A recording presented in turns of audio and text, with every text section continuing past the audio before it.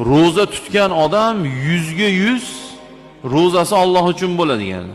Alloh uchun bo'ladi degani. 100%.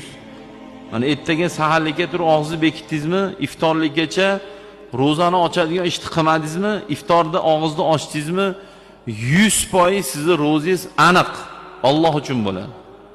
Hozirgi jum'ani siznikini aniq Alloh uchun demasligimiz mumkin. Mani shu yerda ma'vizam aniq Alloh uchun deya olmaysiz.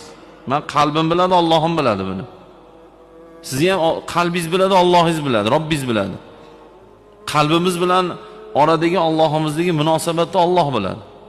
Hech kim bilmaydi buni. Lekin roza as-sawmuli va ana ajzi bihi degan Alloh. Alloh buni o'zi aytib ham qo'ygan.